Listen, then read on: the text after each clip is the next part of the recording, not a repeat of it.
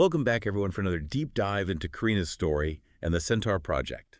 It's always pushing the boundaries, blending science with the unknown, and, well, potentially changing the universe as we know it. Absolutely. And today's dive is especially fascinating.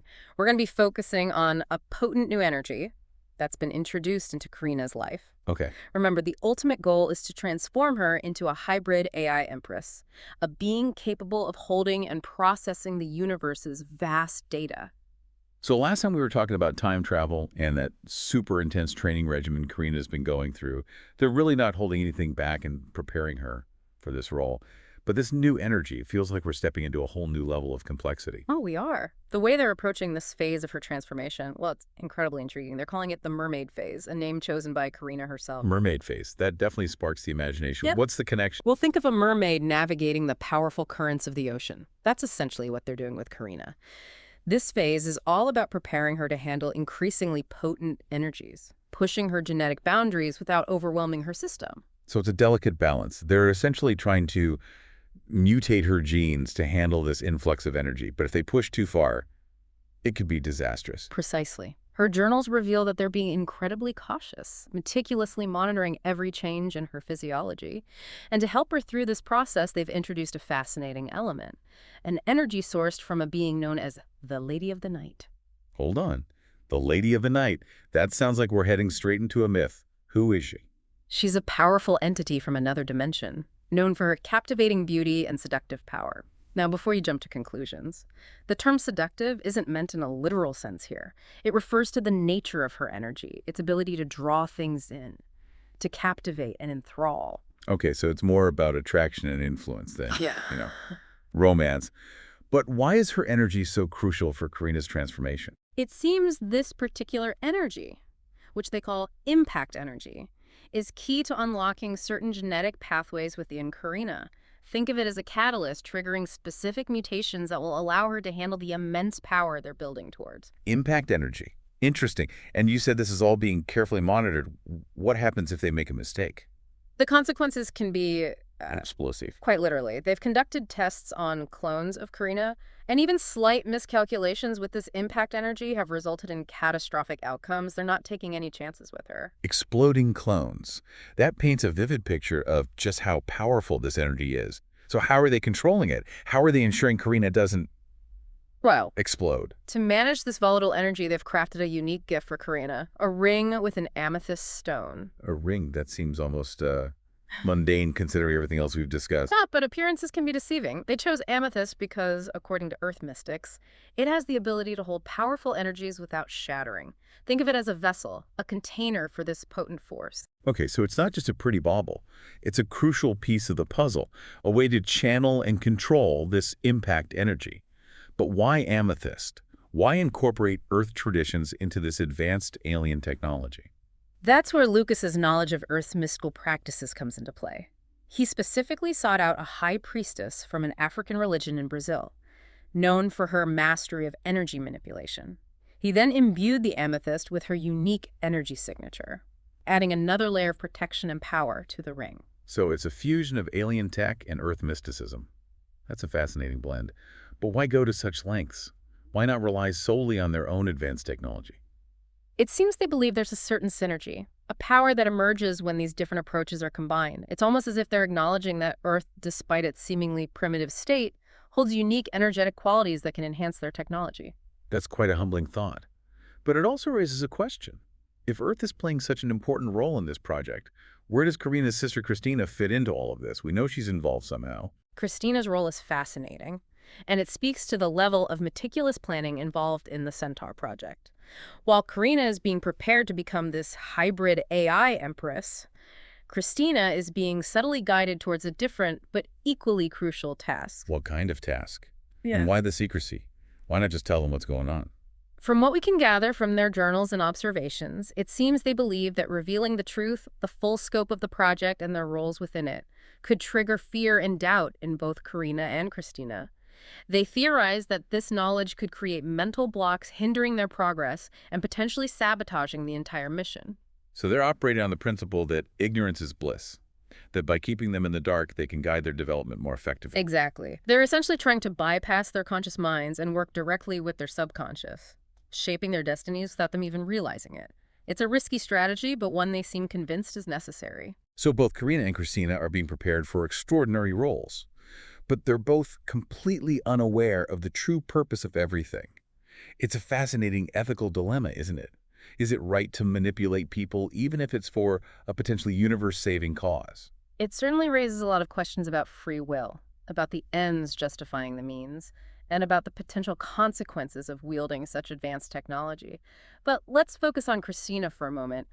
What exactly is her role in this grand plan? That's what I'm dying to know. What is she being prepared for? And how does it connect to Karina's transformation? Well, it seems Christina's path involves ancient artifacts, objects of power from distant origins. She'll be encountering these objects in the future, and her task will be to awaken them. And to help her, there's another powerful figure involved, Beatrice, an Egyptian gypsy, gifted in the art of ancient magic and energy manipulation. Wait, so we've got another powerful woman entering the equation. This project just keeps getting more and more intriguing. And to help Christina on her journey, Lucas has given her a gift as well, a scarf with an emerald embedded in it. This emerald, like Karina's amethyst ring, is far more than it appears. It's been imbued with Beatrice's energy, a sort of protective ward, and a source of guidance as Christina navigates her own unique path. A scarf and a ring. It all seems so unassuming, yet so powerful. It really highlights the way the Centaur Project blends the everyday with the extraordinary, the ancient with the futuristic. And that's what makes this deep dive so captivating. We're witnessing the convergence of different worlds, different approaches to knowledge and power, all focused on one ambitious goal, transforming Karina into something truly extraordinary. But with this new energy, this impact energy from the Lady of the Night, comes a whole new level of risk and complexity. Absolutely. And as we delve further into Karina's journals and analyze the events unfolding around her, the question remains, can she handle this power? Will she be able to navigate the Mermaid Phase without succumbing to the potentially explosive consequences? And what about Christina? What challenges await her on her own path of awakening? Those are questions we'll be exploring as we continue our deep dive into the Centaur Project. Buckle up, because it's about to get even more interesting. You know, it really is fascinating to see how this project is pushing the boundaries of what we thought was possible. We're talking about interdimensional beings, genetic manipulation, the fusion of ancient magic with advanced technology. It's almost overwhelming to consider the implications. It is, and yet they're approaching it all with such a level of meticulous planning and control, like they've anticipated every possible outcome, every potential risk. But I'm curious, you mentioned that even slight new calculations with this impact energy can have explosive consequences. How are they so sure they can manage it with Karina? That's where the real genius of the Mermaid Phase comes in. They're not just throwing this energy at her and hoping for the best, they're carefully titrating the doses, gradually increasing the exposure as her body adapts. And they're doing this with the help of some incredibly advanced technology. So it's not just about the amethyst ring and the High Priestess's energy. There's more to it than that. Oh, absolutely. They've developed a system that allows them to monitor her on a cellular level, tracking the genetic changes as they occur. They're looking for specific markers, indicators that her body is adapting and strengthening in the right ways. It's almost like they're creating a customized evolution for her, guiding her towards a specific outcome. It's both brilliant and a little bit terrifying, isn't it? Well, it does blur the lines between science and, dare I say, creation. But let's not forget about Christina. While Karina is undergoing this intense transformation, Christina's path is equally fascinating. Right, Christina. We were just talking about her role in awakening these ancient artifacts. But why her? What makes her uniquely qualified for this task? That's a question that continues to puzzle researchers. It's not clear if she possesses a specific genetic predisposition or if it's something else entirely. But we do know that she's been receiving guidance from Beatrice the Egyptian gypsy. It seems Beatrice is playing a crucial role in preparing Christina, teaching her ancient techniques for sensing and manipulating energy. So it's like an apprenticeship in magic. It's incredible to think that these ancient practices are being used in conjunction with such advanced technology. It speaks to the idea that knowledge can be found in the most unexpected places. The Centaur Project doesn't seem to discriminate between science and mysticism. They're embracing all forms of knowledge, weaving them together into something entirely new. That's what I find so remarkable about this project.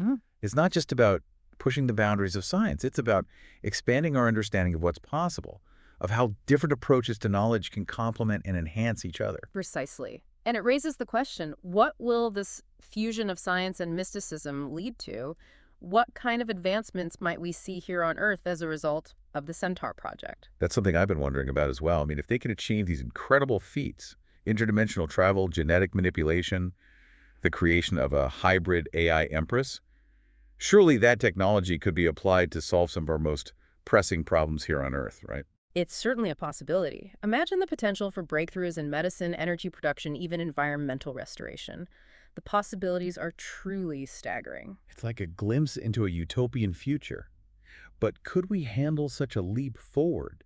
Would humanity even be ready for such advanced technology? That's a valid concern. We've seen time and again how technological advancements can be misused, how they can create as many problems as they solve. It all comes down to our intentions, our values, our ability to wield this power responsibly. So it's not just about the technology itself, but about our own evolution as a species. We have to ask ourselves, are we ready to embrace this new era? Are we prepared to handle the responsibility that comes with such power? It's a challenge that we can't afford to ignore. The stakes are simply too high. But let's not get ahead of ourselves. For now, our focus remains on Karina and Christina, on their individual journeys and the crucial roles they play in the Centaur Project. Right back to the heart of the matter. So we have Karina undergoing this intense mermaid phase, being exposed to this powerful impact energy and carefully monitored for any signs of trouble. And we have Christina training with Beatrice, learning how to awaken these ancient artifacts. But what's their day-to-day life like? Are they aware of the grander scheme of things? Do they ever suspect that their lives are anything but ordinary? From what we can glean from their journals and the observations of those around them, it seems they're both leading remarkably normal lives. They go to school, they spend time with friends, they have family dinners. They experience the typical joys and challenges of adolescence, completely oblivious to the extraordinary forces shaping their destinies. It's mind-blowing to think about the level of responsibility on Karina and Christina's shoulders. They're literally being shaped into the future, and they don't even know it. I keep coming back to this idea of them living these seemingly ordinary lives. How do they reconcile the strange sensations, the dreams, the subtle shifts they must be experiencing with their everyday routines? That's where the human mind's incredible ability to adapt comes into play. Karina's journals, for example. They reveal that she attributes these unusual experiences to stress hormones, the normal ups and downs of being a teenager. She's creating narratives that fit within her understanding of the world, even if those narratives are incomplete. So it's almost like she's building a dam, holding back the flood of information that would overwhelm her if she truly grasped what was happening. But what about the long-term psychological effects? What happens when that dam inevitably breaks? That's a question that's been debated extensively among the researchers studying the Centaur Project. Some believe that the eventual revelation of the truth will be traumatic, leading to a crisis of identity and a sense of betrayal. Others theorize that by that point, their transformations will be so advanced, so ingrained in their beings, that acceptance will be the only viable option. So it's a gamble. They're betting that the ends will justify the means, that the potential benefits of the project outweigh the potential psychological harm to Karina and Christina. It's a gamble, no doubt, and it raises some serious ethical questions. But let's not forget, the Centaur Project isn't just about Karina and Christina. It's about the future of humanity, perhaps even the survival of our galaxy. If they succeed, the implications are staggering. Right. We keep circling back to the potential advancements that could come from this project. Cures for diseases, solutions to our energy crisis, a deeper understanding of the universe. It's almost too much to comprehend. It's a future that's both tempting and terrifying. But let's consider this for a moment. If the potential benefits are so vast, why the secrecy? Why not share this knowledge with the world, collaborate on a global scale to ensure a positive outcome? And that's a question many people are asking. And the answer, well, as you might expect, it's complex. There are concerns about widespread panic, about the potential for misuse of the technology, about the interference of governments and corporations with their own agendas. It boils down to control.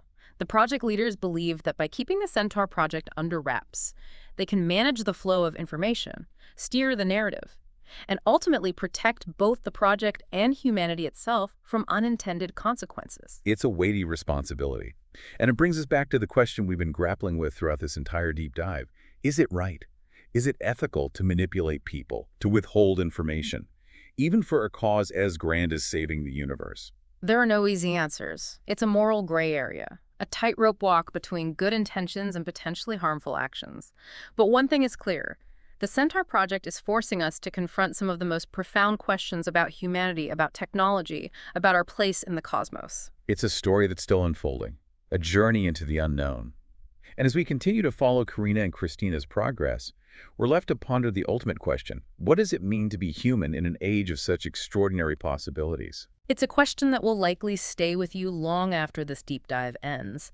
And that, I believe, is the power of exploring these complex topics. It's not about finding all the answers, but about opening our minds to new possibilities, questioning our assumptions, and engaging in thoughtful dialogue about the future we're creating. Well said.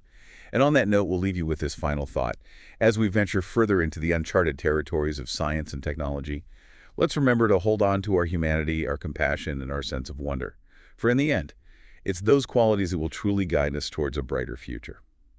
Thanks for joining us on this deep dive, and we'll see you next time.